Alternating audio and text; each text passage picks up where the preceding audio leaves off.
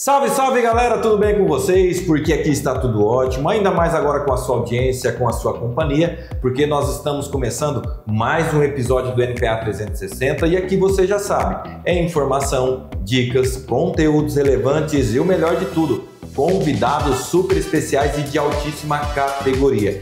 E antes da gente conhecer o nosso convidado de hoje, eu já quero te pedir mais uma vez, se inscreva no nosso canal, ative o sininho de notificações, siga as nossas redes sociais e fique por dentro de todas as novidades desse que é o meu, o seu, o nosso NPA 360. Eu sempre digo, gente, quando eu falo assim, ó, os nossos convidados são especiais e de altíssima categoria, não é da boca para fora, porque hoje nós estamos recebendo aqui o Dr. Fábio Oliveira, ele que é especialista em autismo e ABA. E que satisfação, Fábio, de receber você aqui no nosso programa. Fazia tempo que a gente estava tentando marcar e graças a Deus hoje você está aqui para a gente bater um papo bem bacana desse tema tão importante.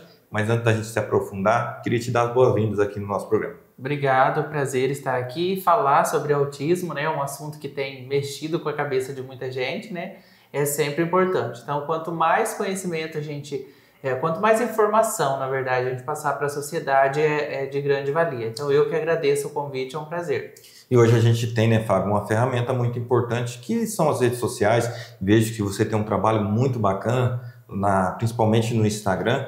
Eu vejo que acompanho, conheci seu trabalho através das redes sociais e eu vejo que é uma ferramenta importantíssima de divulgação de boas informações. E até hoje, recebendo você aqui no nosso programa, é uma oportunidade da gente abordar esse tema que está em evidência, principalmente nesse período, né? Nos últimos anos agora é um tema que tem ficado bastante em evidência. Mas antes da gente se aprofundar um pouco, eu queria que você se apresentasse melhor, né? Quem que é o Fábio, quais são as suas especializações, enfim, para que o nosso público possa te conhecer melhor. Legal.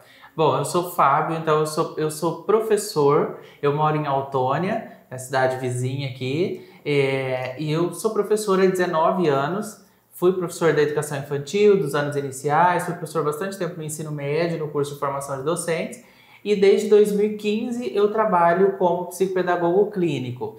O trabalho com autismo veio em 2018, quando eu recebi meu primeiro paciente, e aí eu comecei a me aprofundar muito no autismo. Mas a minha formação é pedagogia, depois eu fiz a especialização em educação especial, psicopedagogia, análise do comportamento, autismo, e fui me aprimorando cada vez mais no transtorno do espectro autista. Hoje eu tenho duas clínicas, que é uma clínica em Autônia e uma clínica em Umuarama, que é a Clínica Vive, e nas duas a gente faz atendimento somente de crianças com transtorno do neurodesenvolvimento. Então, eu tenho crianças com autismo, com TDAH, com dislexia, com deficiência intelectual, mas o meu público maior são crianças com transtorno do espectro autista. E o que te levou a se informar e estudar mais sobre o assunto foi sobre essa experiência que você teve né, na parte de educação, você falou que é professor há muitos anos. O que te levou a estudar e aprofundar mais na questão do autismo foi a sua profissão, a sala de aula ou não? Não foi. O que me levou a estudar sobre autismo foi o paciente, e eu me lembro que quando a mãe chegou para fazer a avaliação, eu entendi assim, pouquíssimo de autismo, isso foi final de 2017, ali em 2018, mas bem comecinho, e aí ela olhou para mim na avaliação e falou assim, será que ele pode ser autista? E aí eu falei, não sei. E aí eu vi que eu falhava muito nisso e era assim, já tinha apontamentos de que o número de autistas ia crescer muito. Só que ainda era muito novidade autismo, né? E aí eu falei, eu preciso estudar, preciso me aprofundar sobre isso. Tanto que depois ele ficou meu paciente por muito tempo. E aí eu resolvi estudar sobre autismo. E assim, a gente vê essas informações principalmente nas escolas, a gente acompanha aqui, principalmente aqui na escola, aqui no nosso município, alguns profissionais já especializados na área, a gente já trouxe também profissionais aqui no programa falando sobre o assunto, e a gente tem visto que nos últimos anos tem aumentado muito os casos. Até acompanhando na sua rede social, eu vi uma live, não me recordo agora com quem foi, em relação a como era tratado antigamente essa questão das crianças que tinham algum transtorno em si, era tratado de outra forma e hoje a gente vê nessa questão do autismo, do TDAH e outras questões sobre transtornos. O que se deve esse aumento de casos, principalmente nos últimos anos? Ó, não tem uma causa definida, né? Se a gente for olhar mesmo os artigos, as publicações, não tem uma causa definida, mas a última pesquisa metadados que a gente sempre leva em consideração, a pesquisa do Centro de Controle, né, que é a CDC, que é dos Estados Unidos. Então, no Brasil, a gente não tem nenhuma pesquisa que aprofunde a quantidade de números de autistas, que traga pontos relevantes nesse sentido, de disseminar mesmo informações. Então, a gente vai levar em consideração sempre o que vai trazer o CDC dos Estados Unidos. E ele aponta que a grande maior parte é de origem genética, tem uma carga genética ali, mas que fatores ambientais acabam acarretando no diagnóstico. Então, essa criança, por exemplo, ela não adquire o autismo, ela nasce autista. E durante a gestação podem acontecer, por exemplo, parto prematuro, uso de drogas, de medicamentos, tem o uso de ácido valproico, que é medicamento utilizado para crise epilética, então também é um indício ali, né, de causa para o autismo. O parto prematuro é um dos mais pontuais, assim, né? Então, 30 semanas, 31 semanas, 32, 34, então já é um fator de risco. Idade dos pais também. Então, se a gente for pensar assim, ó, é isso que causa o autismo? Não tenho. Mas eu tenho a genética, então eu tenho na genética o autismo e por alguma situação ambiental que aconteceu durante a gestação, essa criança vai nascer com um transtorno do espectro autista. E quando criança, principalmente, né, bem novinho, falo porque tem um filho de 1 ano e 1 mês, quais são os principais sinais, assim, as características de uma criança que tem o autismo? Quais são os principais sinais? A gente pode notar características desde muito cedo, e inclusive é legal você perguntar isso, porque a gente já começa a quebrar um mito, por exemplo, que é o diagnóstico só vir a partir dos 3 anos. O diagnóstico de autismo hoje, quanto mais cedo vier, melhor vai ser para o tratamento da criança. Então, uma criança com 1 ano e meio, 1 ano e 8 meses ali, ela já pode ter diagnóstico se ela tiver os prejuízos ali. O que a gente vai observar para o diagnóstico? Tendo 2 crianças, por exemplo, uma típica e uma atípica, uma criança que não tem o autismo e uma criança que tem atraso do neurodesenvolvimento. O que está atrasado naquela criança? Então, o que eu noto de atraso? Essa criança não fala ainda, já tem 1 ano e 4 meses, 1 ano e 5 meses, não fala, já tem 2 anos, não fala ainda. Quando eu chamo ela, parece que ela não me escuta, então eu falo, parece que é surda, né? Vai 1 vez, 2 vezes, não me atende. Então, são os sinais mais observados pelos pais. Hoje, no consultório, por exemplo, eu faço avaliação de rastreio. Então, a família, os profissionais que encaminham a criança lá para fazer a avaliação, é uma das queixas principais do pai. Não fala e não olha quando é chamado. Mas eu tenho muitas outras coisas. Por exemplo, não tem contato visual, essa criança não olha para você. Ou então, se ela olha, ela fica desviando o olhar toda hora, ela não fixa o olhar, né? A gente chama isso de contato visual. Aí a gente tem a ausência do contato visual, que é aquela criança que não olha. E eu tenho uma criança que tem baixo contato visual. Ela olha, mas ela não mantém. Rápido ela já desvia o olhar. Então isso é muito comum no autismo. A rigidez de comportamento, que as coisas têm que ser do jeito dele. Então se tirar isso aqui daqui, colocar ali, ele não vai conseguir entender por que tirou daqui e colocou ali. A ponto de você entender que parece que é birra. Tá fazendo uma birra. É uma questão que aí as pessoas acham que tá fazendo manha, que tá fazendo birra. E aí não começa a olhar esses sinais. Exatamente, mas não é birra, porque aí eu não posso olhar isso isolado. Aí eu começo a observar, nossa, mas o fulano, ele não é só isso. Ele come, por exemplo, você tá o exemplo do meu filho. Ele só comia com aquela colherzinha de café, aquela pequenininha. Ele não aceitava outro tipo de colher. Então é uma rigidez de comportamento. E a rigidez de comportamento no autismo, ela é muito significativa, porque tem que ser daquele jeito, né? Então, 2 coisas que marcavam muito no Lorenzo. Era a colherzinha, então tinha que ser a mesma colher sempre, e ele tomava água 3 vezes antes de dormir. Então, enquanto ele não tomava a 3ª vez a água, ele não conseguia dormir. Então, você percebe que é uma rigidez muito grande. E por que isso acontece? Nós temos uma habilidade que chama flexibilidade cognitiva. Na flexibilidade cognitiva, pensa assim, eu tenho um problema e eu tenho vários planos para resolver aquele problema, né? Então eu vou pensar, ó, eu vou fazer desse jeito, desse jeito. Se não der certo desse jeito, eu tenho outro caminho, então automaticamente eu vou dando voltas até eu conseguir resolver o problema. Para o autista, eu tenho essa solução. Não deu certo, a probabilidade de entrar em crise é muito grande. Porque aí eu vou chorar, eu vou espernear, eu vou me jogar, eu vou fazer isso. E aí que pode ser confundida com uma birra. Mas aí a gente não para prestar atenção que ele não consegue resolver aquele problema. Aí a gente precisa, olha, vamos fazer desse jeito, vamos fazer dessa forma. Então é uma característica que muitos pais podem ficar muito atentos. Se o filho apresenta muita rigidez, tem aquela rotina, sabe, aquele apego a coisinhas pequenas, também é uma característica. O bebê que na hora que vai mamar, ele não consegue brincar com o colo da mãe, não consegue brincar com a mão. Porque uma criança quando está amamentando é muito comum. Ela está aqui amamentando e ela está brincando com o pescoço da mãe, está brincando com o rosto. O autista está mamando. Ele não sente essa necessidade.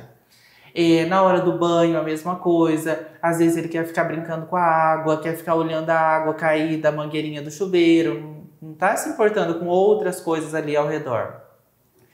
E aí essa questão, por exemplo, da interação social, que também é um critério do diagnóstico, se estende pela vida. Então uma criança que vai ter ali 3 anos não vai querer brincar com um amiguinho, vai querer sempre brincar do mesmo jeito, da mesma forma. Tem objeto de apego, então ou é uma naninha, ou é uma cobertinha, ou é um brinquedinho, para todo lugar tem que carregar aquilo ali. Então isso é objeto de apego. Tudo isso são características que a gente observa ali desde muito pequeno. E o hiperfoco, que também é bem comum. Então, eu sei tudo sobre carros, eu sei tudo sobre animais, sobre dinossauros, eu fico imitando dinossauros, eu quero sempre assistir o mesmo desenho, do mesmo jeito. Fica repetindo desenhos várias vezes. Então, também é característica. São coisas repetitivas. Sim. A gente já ouviu falar também, por exemplo, questão de enfileirar carrinhos, tu vai fazendo, vai enfileirando. Que é rigidez de comportamento também. Rigidez de comportamento. É rigidez. E, doutor, assim, ao longo do tempo, assim, na tua área já, trabalhando nessa área do autismo, quais são as dificuldades em relação aos pais em aceitar o diagnóstico, em ir buscar um diagnóstico mais precoce? Tem mudado um pouco mais em relação a isso por conta das informações? Você vê que os pais estão mais abertos a essa questão? Ou ainda existe esse preconceito? Porque a gente ouve alguns dizer assim, não, ele é assim, a criança é assim porque o outro fulano era assim. Uhum. Eu também, quando eu era criança, eu também era assim, demorei para andar, demorei para falar, demorei para fazer isso. E vai trazendo uma questão passada e parece que se fecha, se blinda sobre essa questão como se fosse um preconceito. Sim. Mesmo, para não querer aceitar a condição da criança naquele momento. Quais essas barreiras que tem com os pais? Bom, acho que ainda, por mais que as informações estão aí, hoje eu acho que as redes sociais ganhou um campo muito grande no autismo, né? Porque tem muitas informações ali e só não sabe das informações quem realmente não quer. Só que ainda a gente tem muita resistência. Eu ainda falei na clínica semana passada. Há 4 anos atrás, a família ter resistência para o diagnóstico, eu até entendia, porque no sentido assim não tinha muitos casos, então ainda tinha aquela ideia, meu filho não é doido, meu filho não é isso, meu filho não é aquilo. Mas hoje, né, assim, com a quantidade de informações que a gente tem, sabendo que quanto mais eu demoro para o diagnóstico, mais prejuízo meu filho vai ter, e aí eu começo a pensar que pode ser uma negligência mesmo da família. O autismo, até um tempo atrás, todo mundo entendia como doença. Hoje a gente já sabe que não é uma doença, né? É um transtorno do neurodesenvolvimento. A criança vai nascer com autismo, mas o que a família mais tem negação mesmo, hoje eu acho que é no diagnóstico, mas no sentido do que os outros vão pensar em relação ao filho, né? Então, o que a avó vai pensar, o que a mãe vai pensar. Só que concorda comigo que tá todo mundo já percebendo que o filho tem alguma coisa, mas é muito pior porque ele não tem um diagnóstico. Então eu sei que tá atrasado, eu sei que tá difícil, a escola tá chamando todo dia, mas ao mesmo tempo eu não quero ir atrás do diagnóstico. eu vou achar que o problema é o outro que está vendo coisa, é na Exatamente. família que está vendo alguma coisa diferente que não é. Não, tá normal, para mim tá normal. E vai indo e vai postergando. Quanto mais posterga, pior fica. Porque a gente já ouviu falar em relação ao tratamento precoce. Sim. A intervenção precoce no autismo. Qual que é a importância da intervenção precoce no diagnóstico e também no tratamento do autismo? Eu sempre falo que eu fiz certificação com o Thiago Castro ano passado e o Dr. Marcelo Masrua. Tinha uma frase que o Marcelo usava que eu gostava muito. Eu posso errar no diagnóstico, mas eu não posso errar no tratamento. Quer dizer, o diagnóstico eu posso até demorar, por exemplo, chegou lá com 1 ano e 2 meses, 1 ano e 3 meses. Essa criança não tem critérios diagnósticos, por exemplo, para fechar um diagnóstico de autismo. Mas eu sei que ele está atrasado, então eu preciso investir em tratamento. Então eu vou fazer estimulação precoce. Hoje, sim, terapia base para o tratamento do autismo vai ser terapia ABA ou o modelo Denver de estimulação precoce, que na verdade é uma extensão da ABA.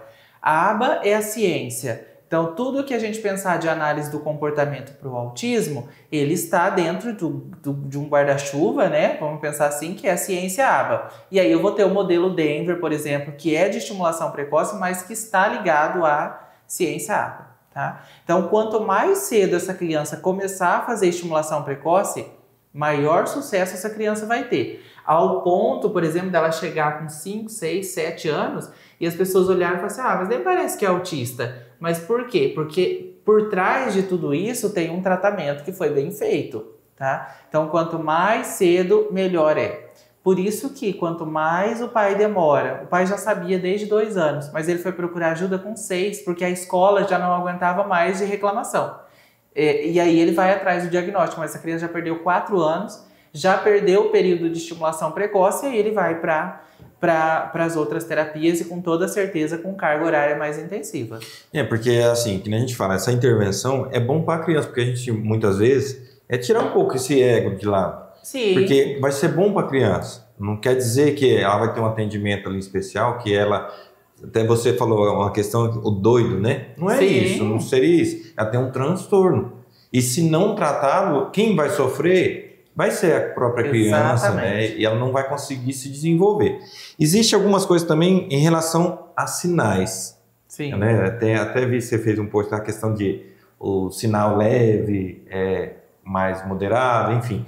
Quais são, assim, essa questão de níveis, sinais não, níveis, né, do autismo? No autismo, a gente tem, antes se falava muito assim, leve, moderado e severo, só que o último manual do diagnóstico, que é o DSM-5, o manual do diagnóstico, para as pessoas entenderem, é onde tem todos os códigos. Tá? Então, ele é um manual onde tem, por exemplo, o CID do autismo é o F84 ou 6A02, né, que vem o laudo. Onde é que está isso? Lá no manual do diagnóstico, onde vão ter os critérios para o diagnóstico. Então, para eu fazer o diagnóstico de uma criança, eu tenho que levar em consideração os critérios que esse manual vai trazer. E aí esse manual vai trazer nível 1, nível 2 e nível 3 de suporte. O que é isso? Quanto de suporte essa criança precisa no dia a dia? Então, por exemplo, uma criança que não fala. Vamos pensar uma criança que tem 3 anos e ainda não fala. É uma criança não verbal. Essa criança ela tem tanto prejuízo de comunicação, porque se eu pensar em comunicação eu vou ter verbal e não verbal. Mas ela tem muito prejuízo de comunicação verbal. Mas imagina, por exemplo, nós estamos aqui. A criança está lá na outra sala. Ela não fala. Como é que ela vai se comunicar comigo? Então, entende que o nível de suporte que ela precisa é muito grande, né? Então, automaticamente, ela vai ser laudada com nível 2 de suporte. Uma criança que não fala, ela não pode ter o laudo de nível 1 de suporte, porque nível 1 é pouco suporte, nível 2, suporte mediano, nível 3, muito suporte.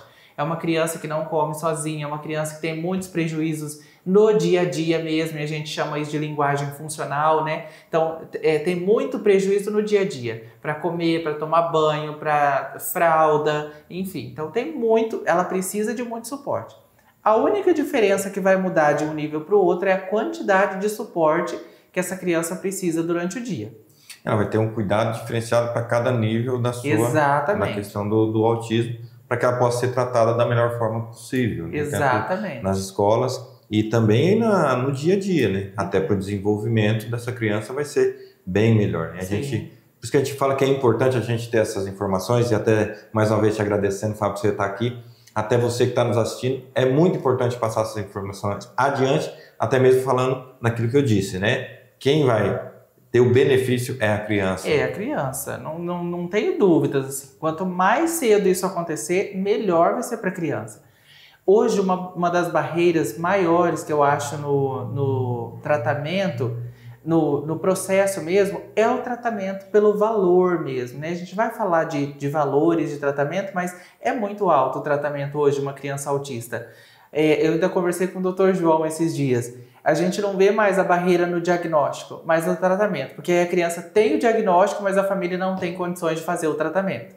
E é mais uma barreira e que precisa ser estudado da melhor forma possível. Até é importante, né, levar isso para a sociedade para que se encontre caminhos para que essa criança seja assistida da melhor forma e com profissionais aí que entendam do assunto. Né? Então a gente vai para o intervalo comercial, daqui a pouquinho a gente está de volta aqui com o Dr. Fábio, falando aí sobre o autismo e a importância do tratamento, da intervenção precoce e mais outros sinais também que a gente vai falar no próximo bloco, algumas coisas aí sobre mitos também, que tem muito, principalmente aí a gente vê na internet sobre a questão do autismo. Então a gente vai para o intervalo comercial e daqui a pouquinho a gente está de volta com o nosso NPA 360.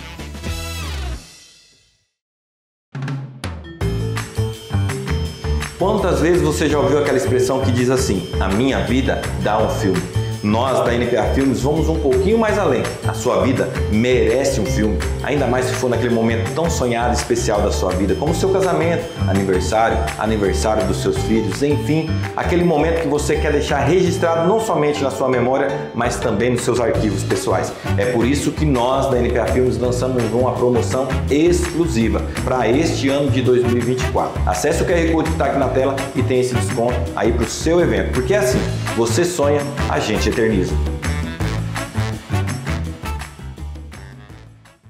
A escolha do acabamento é o momento mais prazeroso da sua obra. E agora na Padroeira Casa, Construção e Tintas, temos uma variedade de pisos e porcelanatos para o seu estilo e bom gosto. E o melhor de tudo é que o preço é feito especialmente para você. Venha até a nossa loja e confira o que tem de melhor em acabamentos para a sua obra. A Padroeira Casa, Construção e Tintas. Aqui é assim, precisou, tá na mão.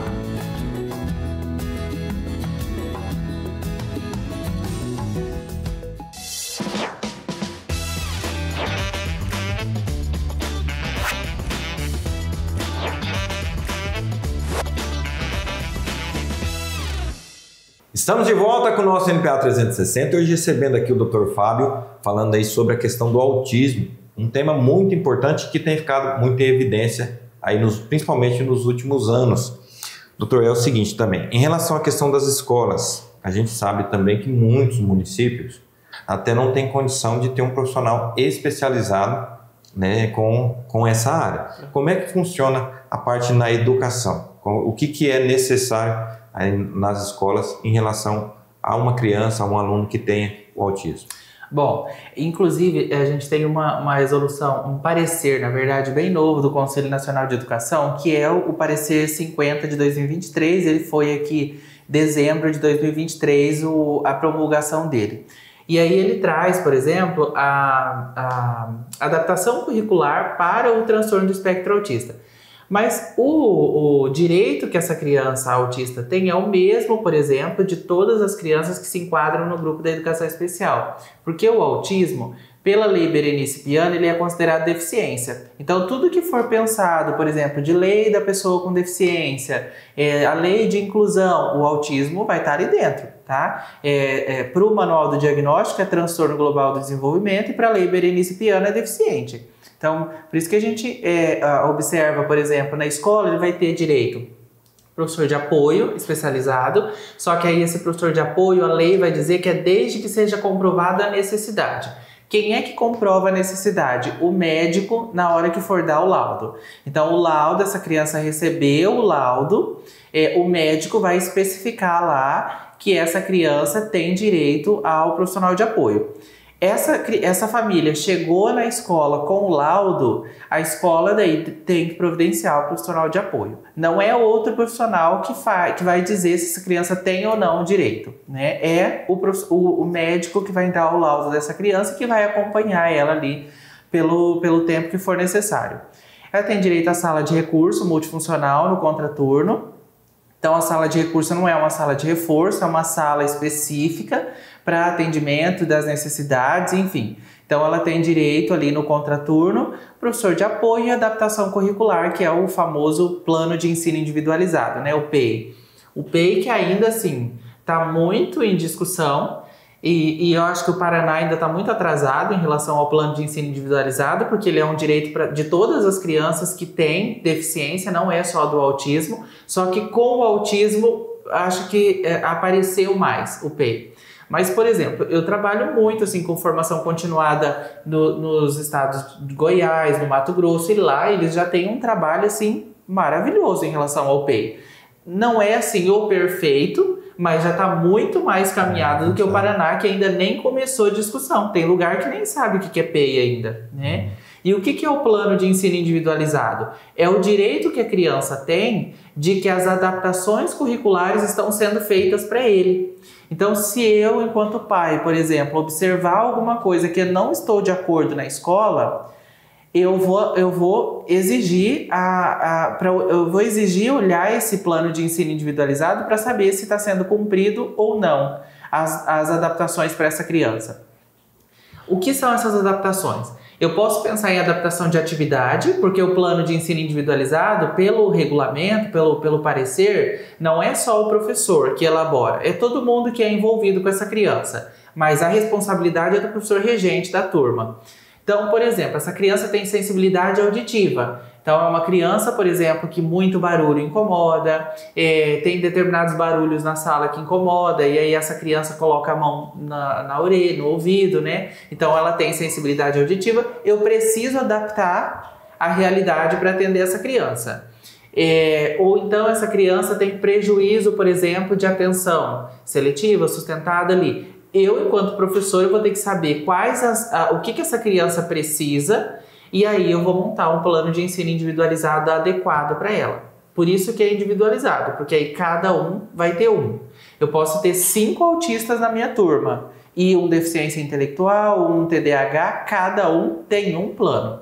Tá? Então tem o plano geral e tem o plano de ensino individualizado, que é o PEI. Então você vê que há uma necessidade, então, principalmente você falando aqui no estado do Paraná, dessa busca por se aprofundar mais no assunto e profissionalizar mais as escolas e trazer mais profissionais especializados para que essas crianças sejam assistidas da melhor forma, né? Até mesmo você falou aqui na questão de colocar a mão no ouvido, e isso entra dentro dos gatilhos que um autista tem, que levam a uma crise. Sim.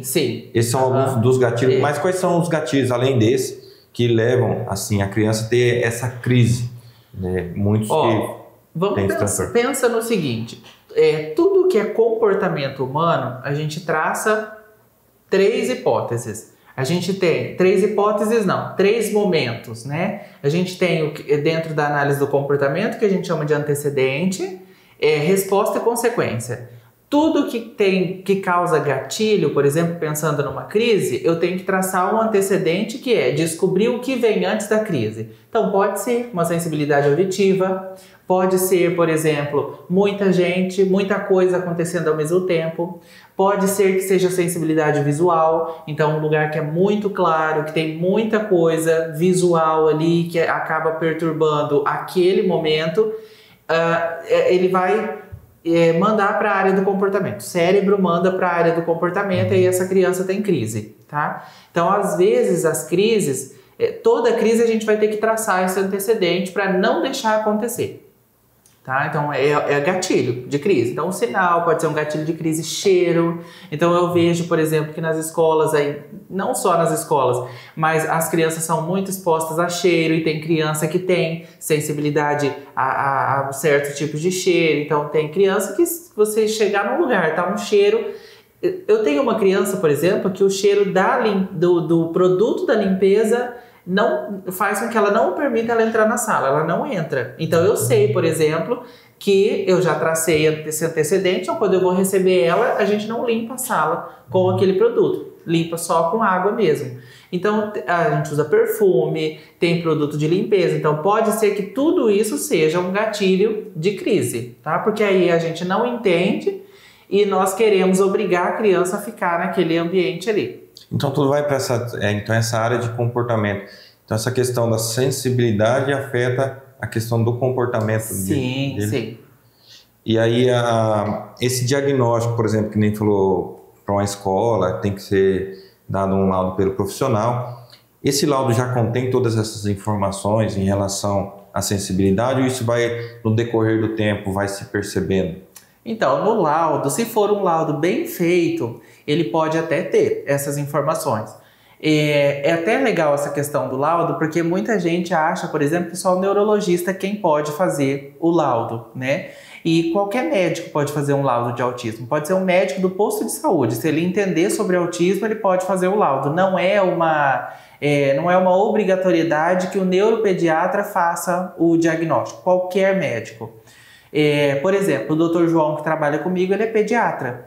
E assim, tem um trabalho incrível. Então, ele faz o diagnóstico. Mas ele é pediatra. Então, não é uma exclusividade do neuropediatra fazer um diagnóstico. A partir de um diagnóstico bem feito, aí vai ter que ser traçado, por exemplo, a avaliação de habilidades e barreiras, que é o que a gente chama, tem um protocolo que chama VB-MAP, e aí nessa avaliação de barreiras é que a gente vai conseguir perceber esses comportamentos. E aí a gente vai conseguir traçar. Aí tem como, assim, cura não, né? A gente já falou até isso em off, não existe a cura para o autismo. Existe um tratamento. Nessa questão dessa sensibilidade, como é que se diminui? Qual é que é o grau de diminuição da sensibilidade com um tratamento bem feito, bem acompanhado? Essa questão da sensibilidade, quem vai tratar muito essa parte sensorial é a terapeuta ocupacional. Aí a terapia ocupacional vai fazer um trabalho em relação a isso e tentar minimizar esses comportamentos. Muitos comportamentos também são ligados exatamente à parte de comportamento mal adaptativo, mas tudo que a gente pensar de atraso ali sensorial mesmo, vai ser a terapia ocupacional que vai fazer um papel bem importante aí. Que também é um problema pra gente, porque quase não se tem terapeuta ocupacional hoje, né? Tem pouquíssimos. Também, isso que a gente fala novamente, tem que se abordar mais o assunto e buscar mais dessa questão para cuidar bem dessas crianças, dessas pessoas que têm o autismo e os transtornos também. Sim. Aí a gente falou em crise, né? Tem essa questão da crise. O que não se deve fazer quando uma criança, né? Vamos falar mais na questão da criança. O que não se deve fazer quando uma criança, na questão do autismo, está em crise? Não se deve fazer de maneira nenhuma. Se essa criança tem, por exemplo, sensibilidade tátil, que é o tocar, jamais vai lá, abraça ela, aperta, segura, empurra. Dependendo da crise, por exemplo, você pode proteger a cabeça. Se é uma criança que bate a cabeça na parede e tal, você pode proteger a cabeça. Tirando isso, você tem que esperar a crise passar e depois você tenta descobrir o que aconteceu a crise. O ideal é não deixar chegar na crise, porque depois que chegou, não tem muito o que fazer. Você pode ali proteger ela para não se machucar, mas em maior caso não deixar a crise acontecer. E também na questão assim, tem questão de medicamentos, né? Tem. Para essas questões? O mais usado é risperidona, né, pro tratamento do transtorno do espectro autista. Tem um medicamento novo, não vou me lembrar o nome agora, mas é um medicamento que só tem, acho que a droga Raia no Brasil que vende, e não é caro, mas que tem dado resultados bem significativos assim, no tratamento do autismo. Não vou me lembrar o nome. Se eu lembrar até o final, eu falo. Mas eu sei que ele está sendo, assim, bastante utilizado no Brasil, mas é recente, tá? Mas no autismo é terapia. Então, a gente tem hoje mais comum a terapia ABA o modelo Denver de intervenção precoce, aí tem psicologia comportamental, a terapia ocupacional, psicopedagogia, fisioterapia, musicoterapia, a psicomotricidade. Então são os mais comuns, assim, que são mais pedidos mesmo no laudo. Mas o laudo também é individual. Então o médico que for avaliar essa criança, ele vai avaliar quais as terapias que essa criança precisa. Eu vi lá, até a gente falou isso no começo na tua apresentação, que você é especialista também na questão de terapia ABA. O que seria a ABA? O que no caso vocês trabalham? A ciência ABA, ela é a ciência da análise do comportamento. Então, tudo que é comportamento, a gente vai estudar o comportamento humano, mapeando isso, e aí isso é ciência ABA. Então, não existe, por exemplo, eu fazer terapia ABA sozinho. Então, eu sou aplicador ABA, eu sou supervisor ABA. Então, nisso eu não posso fazer sozinho. Eu preciso da família, eu preciso dos outros profissionais que lidam com essa criança. Então, na verdade, é uma terapia que funciona de forma integrativa, né? Não existe terapia ABA isolada. Para fazer terapia ABA, precisa ter plano terapêutico, precisa ter aplicação de protocolo que seja realmente consolidado ali, né? Que seja validado dentro de uma verdadeira, né? Tem protocolos, por exemplo, VB-MAP, Portage, RTI, que são protocolos que são validados e que eu posso usar dentro da análise do comportamento. Só que a ABA não é só para autista. A ABA é para todo mundo que tem falhas ali nos ajustes de comportamento. Então, TDAH, TOD, que é o transtorno opositor desafiador, o autismo, embora o mais usado seja o transtorno do espectro autista. Doutor, aí você vê, assim, do passado para agora, essa questão de transtorno, não só no autismo, mas, como o senhor falou, né, no TDAH, no TOD, tem aumentado muito, assim, e a gente vê uma população, principalmente a gente vai falando mais dos jovens, até nessa questão que a gente fala de celular, de telas. O que tem influenciado nessa geração, e a gente tem visto muito casos como esse, qual é a principal causa de tudo isso? E aí, olhando na tua longa experiência, né, como educador, hoje nessa área das terapias, do autismo, quais são as causas maiores aí? O que você vê para o futuro dessa geração que preocupa? Eu acredito, até esses dias eu vi lendo um artigo, né, que a próxima pesquisa, a probabilidade acho que é 1/24. Então, hoje, a pesquisa que a gente tem hoje é 1 a cada 36 crianças nascem com um transtorno do espectro autista. Então, é muita gente, né? Se a gente pensar por um grupo, uma sala de aula, a cada sala de aula tem um autista. Se a sala que não tem um, a outra tem 2, 3, né? Mas a gente também precisa pensar que muitos dos atrasos hoje são por conta das telas. O excesso de telas.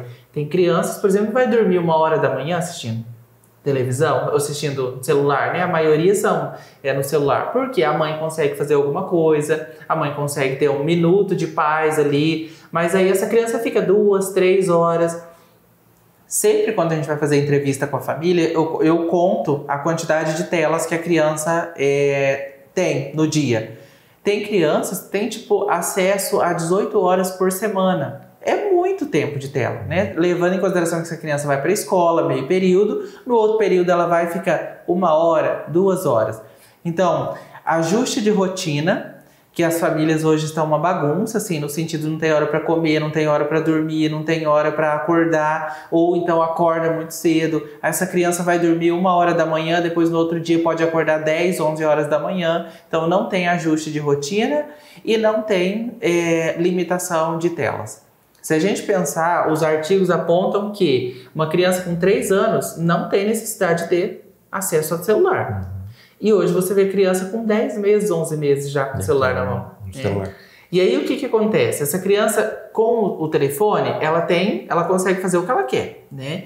Pensa que se ela consegue dominar aquilo ali, o cérebro está fazendo muita liberação de dopamina, que é o que dá prazer. Então tudo que dá prazer, o cérebro vai entender que aquilo ali tá legal e vai liberar dopamina. Só que se eu fazer a contradição entre a liberação de dopamina, que é o que me faz, por exemplo, manter no dia a dia, e na hora de dormir eu preciso de liberação de melatonina. mas eu tô produzindo dopamina em excesso. Como é que eu quero produzir melatonina, por exemplo, para dormir? Não vai ter como. Para fazer a produção de melatonina, eu preciso ter baixa produção de dopamina e aí eu começo a produzir para o sono. Então, uma boa higiene do sono, ter horário para dormir, não ter acesso, por exemplo, à televisão depois das 6 da tarde, porque o cérebro vai começar a entender que eu vou me desligando aos poucos, né? Já ouvi dizer que tem a questão de um tempo, até para adultos mesmo, né? Que vai um tempo até o seu cérebro entender que você vai descansar. Sim. Existe essa questão? Existe. Que é a questão da produção da melatonina. E tem muitas crianças que tomam melatonina para dormir, sendo que é natural, é uma produção natural do corpo. E isso vai atrapalhar com certeza no desenvolvimento, né? Muito, muito. Pensa, a gente está falando de autismo, mas uma criança com TDAH, por exemplo, que tem produção de dopamina em excesso, tem uma habilidade nossa que chama controle inibitório. O que é o controle inibitório? É controlar impulsos. Então, é a maneira... Por exemplo, você vai falar assim, ó, eu tô sentado aqui, mas eu queria estar fazendo tal coisa, mas o teu controle inibitório está falando assim, não, você precisa ficar sentado aqui, né? Ou seja, uma criança com TDAH, por exemplo, que tem muita produção de dopamina por conta do excesso de telas, por conta disso, por conta daquilo, quando ele precisar parar para controlar impulsos, ele não vai conseguir. Por quê? Ele precisa ficar. Então, a agitação, por exemplo, as telas, elas aumentam muito essa agitação por conta da produção de dopamina. Então, eu produzi em excesso, quando eu não tenho mais ela, aí eu vou ter problemas.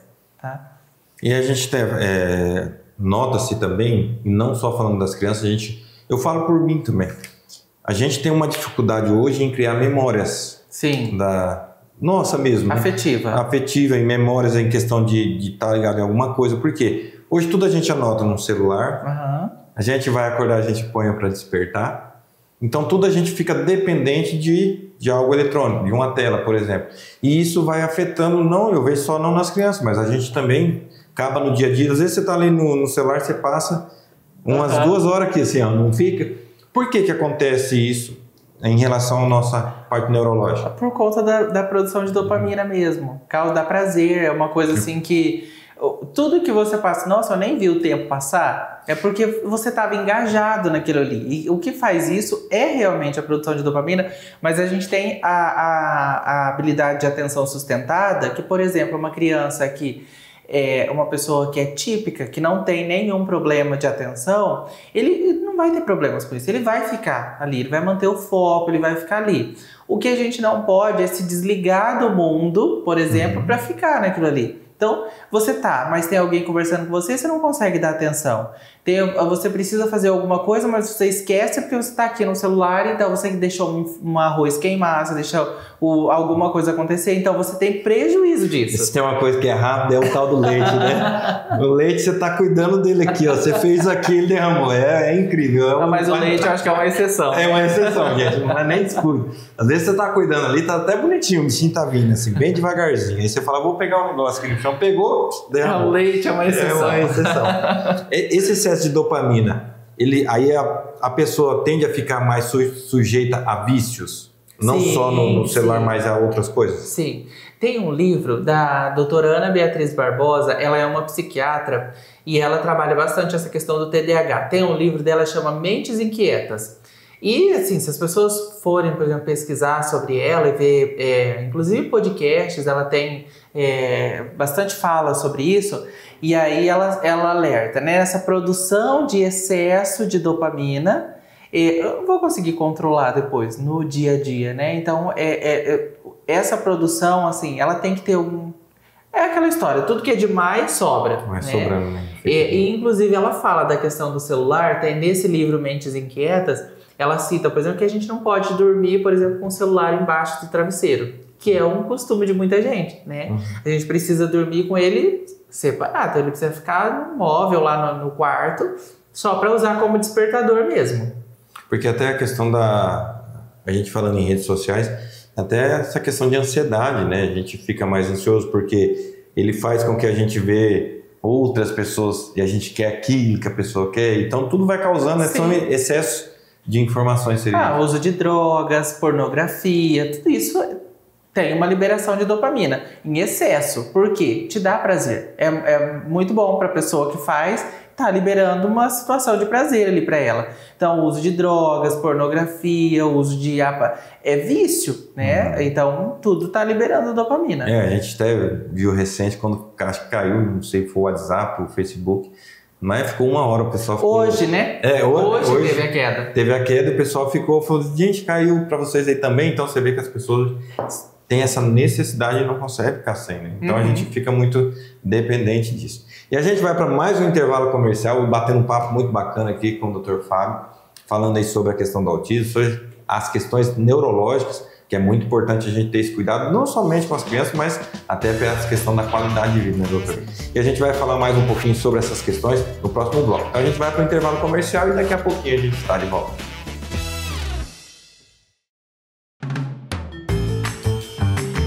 Quantas vezes você já ouviu aquela expressão que diz assim, a minha vida dá um filme?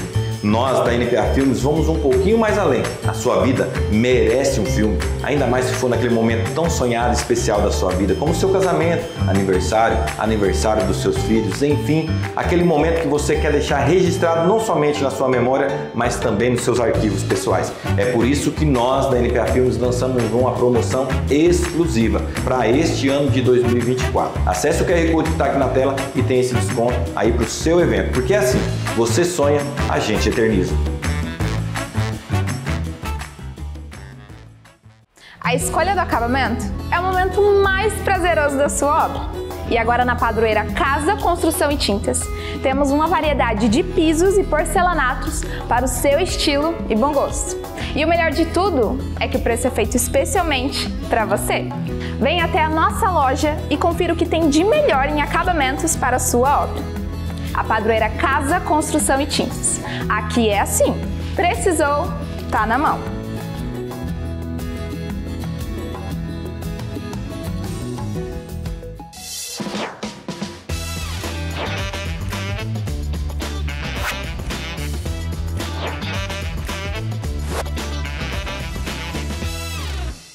Estamos de volta com o nosso NPA 360 e hoje recebendo aqui o Dr. Fábio. A gente está falando aí sobre o autismo, sobre a questão neurológica. A gente já falou diversos assuntos aqui, mas voltando àquela questão do autismo, existem os mitos e verdades. Sim. O que são esses mitos e verdades dentro da área do autismo? Bom, acho que assim, alguns mitos que a gente pode pensar que é mais frequentes assim, no dia a dia. Primeiro, que autismo nível 1 ou autismo leve não precisa de tratamento, né? Então, às vezes você fala assim, o autismo dele é levinho, não precisa de tratamento. Precisa de tratamento igual todos os níveis. Então, o autismo nível 1 de suporte é um autismo não é fácil, é um autismo difícil, que quem convive com o autismo ali diariamente, a gente percebe como é difícil momentos ali da vida da criança, então precisa de tratamento do mesmo jeito. Tem um mito também que é do uso das vacinas, né? Então, a vacina causa autismo, isso é um mito. Semana passada, semana retrasada, não me lembro, a gente foi na Neurospar fazer uma palestra para os profissionais de lá, né? Eu e o Dr. João. E aí foi uma das perguntas, as vacinas causam autismo? E o João ainda falou assim, nossa, o cara escreveu isso há 30 anos atrás e ainda tem resquícios disso nos dias atuais, né? Então, é um mito. Vacina não causa autismo. Doutor, e só pegando um gancho nessa questão das vacinas, você vê que isso se polarizou muito devido ao que vem acontecendo nos últimos anos? Porque a gente vê em todas as áreas. Estão se politizando todas as áreas, seja na área do direito, seja na área da saúde, em tudo está se politizando e isso está causando uma confusão até. Aí trazendo essa questão das vacinas. Aí você fica sem saber o que pode, o que não pode, o que causa, o que não causa, até pegando um gancho sobre isso. Porque a vacina, por exemplo, na pesquisa metadados, ela não aponta como risco, né? E os estudos também já apontam isso. Então, vacina não causa autismo. Uso de ácido fólico. Então, tem muitas gestantes que estão deixando de tomar o ácido fólico com medo de que ele causa o autismo. E aí a gente vai ter um prejuízo maior, porque o ácido fólico ele não é utilizado só para a estrutura óssea da criança, mas também para a formação neurológica, né? Para o desenvolvimento ali. Então, é um mito que alcançou muitas pessoas e as mulheres estão deixando de tomar. Então, também é um mito. Que o autismo pode ser adquirido, também é mito. Autismo não pode ser adquirido. A criança nasce autista. O que pode acontecer é uma criança na poda neural, ela deixar de ter habilidades. O que é isso? Então a criança ela tinha um desenvolvimento aparentemente normal, ali até 2 anos e meio, 3 anos, que é quando vem a primeira poda neural. Poda neural é as habilidades que não estavam sendo estimuladas, elas deixam de ser apresentadas. Então, às vezes a criança vai apresentar, por exemplo, comportamentos que antes ela fazia e agora ela não faz mais. Ela falava algumas coisas, agora ela já não fala mais. Fazia isso, agora já não faz mais. Então a poda neural ela é um ponto bem importante, porque realmente ela vai fazer uma limpeza ali e as habilidades que estão sendo estimuladas, ela vai aparecer. Pode acontecer que muitas crianças aparecem o diagnóstico do autismo após essa poda neural, mas não que ele adquiriu o autismo após isso. O autismo já estava ali, só que com a poda neural os sinais começaram a ser mais evidentes. E essa poda neural, ela se deve ao quê, por exemplo? A questão dos pais? Não, é natural. Todo mundo passa por poda neural. Tem fases importantes dessa poda neural. Então tem uma que é muito importante, 2 anos e meio, depois a gente vai ter umas 6 anos e pouquinho, a gente vai ter outra importante. Então ela vai passando por fases, né? E hoje, assim, na fase adulta, todos os dias você passa por essa limpeza, né? Então o cérebro vai entendendo, isso aqui não está sendo utilizado. Você já parou para pensar, por exemplo, que tem memórias que você não consegue lembrar mais? Sim. Por quê? Não fazia sentido para você. Daí quando alguém vai falar disso, você fala, mas eu não lembro disso. Mas você vasculhando ali, não fazia tanta diferença para mim. Eu sempre faço relação, tem um filme que chama Divertidamente. No filme Divertidamente tem uma parte que a alegria e a tristeza estão na sala das memórias. E aí a tristeza olha para a alegria e fala assim, nossa, o que são essas memórias, essas bolas pretas que tem no fundo do poço? Aí a alegria fala para ela assim, isso aqui são lembranças que não fazia mais sentido para ela, então são jogadas na memória do esquecimento, no poço do esquecimento. A mesma coisa com as habilidades, não está sendo estimulado, aí o problema da tela, né? Então essa criança tem 2 anos. Ninguém fala com essa criança, ninguém brinca com essa criança, ninguém faz nada com essa criança. O pai trabalha o dia inteiro, a mãe trabalha o dia inteiro, chega em casa cansado, vai fazer janta, vai fazer isso, vai fazer aquilo, mas tem uma criança ali, né? Então, a partir do momento que eu sou pai, que eu sou mãe, eu preciso criar a possibilidade de ter esses momentos com a criança para fazer estimulação. Porque um ambiente sem estimulação, eu vou ter prejuízos com toda certeza. Seja intelectual, seja comportamental, eu vou ter prejuízo. Porque essa criança não vai criando essas memórias, ela não vai aprendendo, não vai sendo estimulada. E não só de memória, mas de habilidade mesmo. Isso. Porque eu já ouvi falar, por exemplo, quando a gente recebeu a Vânia, aqui em relação, por exemplo, vai dar o banho, né? Pegou no pezinho, olha o pezinho, olha a barriguinha, vamos lavar a barriguinha. Isso é importante, verbalizar tudo isso. Ela falava que tudo isso ajuda no desenvolvimento. Você vai verbalizando tudo aquilo que você vai fazendo.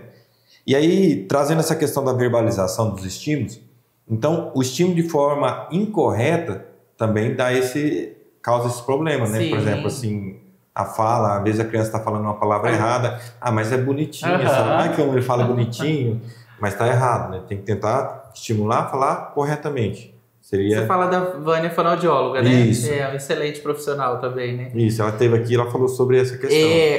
E a gente tem o costume, por exemplo, de falar infantilizado com a criança, né? Isso é totalmente errado, porque você está estimulando a criança numa fala e você quer que ela fale. Então, a criança aprende ouvindo falar e falando junto com ela. É o estímulo que você está recebendo ali, fazendo e recebendo, né? Podemos dizer assim que a criança é um HD zeradinho, né? Sim. Sem nada, nenhum arquivo dentro, a gente vai colocando, né? Eu percebo, sim, pelo meu filho, que a gente estava conversando em off, ele tem 1 ano e 1 mês.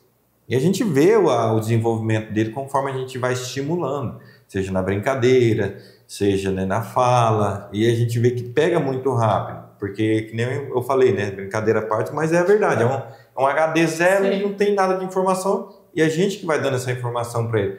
E isso que você falou é muito interessante, a questão da memória. Por exemplo, a gente não lembra de quando era criança, de nada. Né? Isso vai passando essas etapas e a gente vai criando memórias totalmente que vai novas. substituindo, né? Vai substituindo não, mas vai ficando mais forte as mais recentes, né?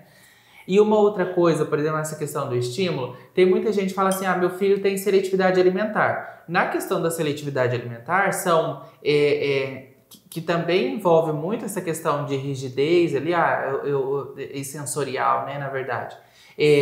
Só come um tipo de comida, só come arroz se for branco, se for misturado não come, só come determinado tipo de alimento, cor.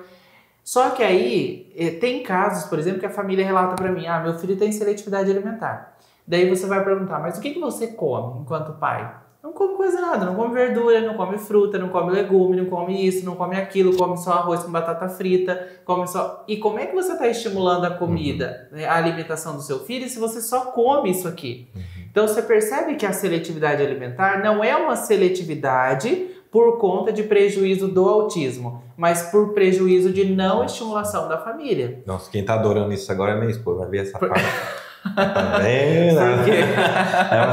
Come cebola, come isso, come aquilo, e vai tudo isso. Mas é verdade. Nós somos o modelo. A criança aprende pelo modelo. Isso. Então, se eu não como isso... hoje mesmo, lá na clínica, tinha um bolo de limão, e aí eu falei assim pro paciente, fulano, ele falou, tô com fome, tio. Eu falei, você quer... Não, ele falou, tô com fome, mas não tem bolacha. Porque a gente compra aquela bolacha creme cracker e ele ama aquela bolacha. E aí eu falei assim, eu tô com fome, mas não tem a bolacha. Eu falei, não tem bolacha, mas tem bolo. Você come bolo? Daí ele falou assim, só se for de chocolate. Daí eu falei, o bolo que tem ali não é de chocolate, é bolo de limão. Aí eu fui, levei ele até o bolo, eu falei, experimenta um pedacinho. Se você gostar, você come o bolo. Aí ele experimentou um pedacinho. Que delícia! Eu falei, você quer um pedaço? Quero. Ele comeu um pedaço. Daí a mãe chegou e falou assim, isso aqui pra mim é uma novidade, porque em casa eu tenho que colocar o chocolate pra ele comer, porque ele acha que é o bolo. Se é a cobertura de chocolate, ele come só a cobertura de chocolate. Então, às vezes, a gente precisa desse impulso, né? Desse estímulo, né? Então, come um pedacinho, mas se você vai gostar. Existe aquela questão, por exemplo, da criança entender, por exemplo, vamos pegar que ela faz, o pessoal fala birra sobre isso, né? Ela fez determinado comportamento, o pai vai e atende aquele comportamento. Dentro da mente dela, ela vai entender que toda vez que eu fizer isso, eu vou ter reforçador. Isso. É um hábito de reforçar. Eu vou contar uma história pra gente entender exatamente isso. O Joãozinho chegou na cozinha e viu um rato em cima da mesa. Ele deu um grito, o rato foi embora. Qual foi o comportamento reforçado ali? Se a gente pensar naquela ideia que eu trouxe antes, né? Antecedente, resposta e consequência. O antecedente, o rato em cima da mesa. Resposta, ele gritou. Consequência, o rato foi embora. Então ele internalizou aquele comportamento. Todas as vezes que ele vê o rato em cima da mesa, o que ele vai fazer? Ele vai gritar. Então por quê? Ele internalizou aquele comportamento. Ele agora faz parte dele aquele comportamento. Então uma criança, por exemplo, que não quer fazer tarefa na escola e a professora deixa. Amanhã ele não vai fazer de novo. Depois ele não vai fazer de novo. Uma criança que se joga no mercado e faz aquela bagunça toda ali e tal, e o pai com vergonha vai lá, compra o negocinho e dá pra ele. Amanhã ele vai fazer de novo. Porque ele entendeu que é... Porque ele entendeu que é o jeito que ele tem de ganhar. Ele quer o celular. Não, vai ter o celular. Eu vou gritar, eu vou brigar, eu vou xingar. Não, tá o celular então. Então ele entendeu que para ele conseguir, ele vai fazer aquilo. Então, isso para uma criança típica é muito comum acontecer. Mas você entende que para uma criança com autismo é um comportamento que uma vez que ele foi firmado, para eu tirar esse comportamento dele é muito mais difícil do que uma outra criança. Porque uma criança típica, aí o pai vai falar assim, eu posso bater nele, e ele vai entender, vai ficar com medo. O autista não vai ficar com medo. Você pode bater nele, ele não vai ficar com medo. Amanhã ele está fazendo a mesma coisa. E aí eu tenho que fazer o reverso para treinar um comportamento nele que não pode. Por exemplo, uma criança gosta muito de comida.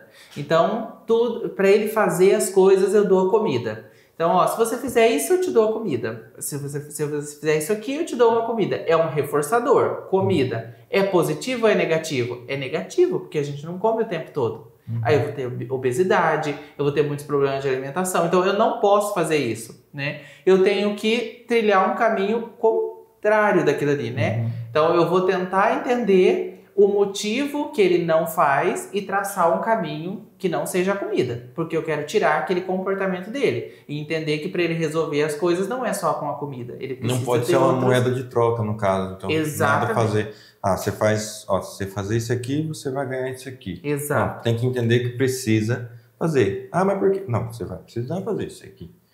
Porque a gente vê muito isso acontecendo e a gente que é pai, a gente sabe disso.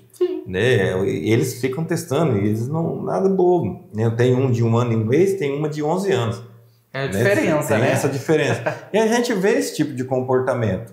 E aí a importância do diálogo também. A importância também que a gente ouve falar muito na questão do tempo de qualidade. Sim. Né? Dentro de casa, que volta nessa questão dos estímulos. Né?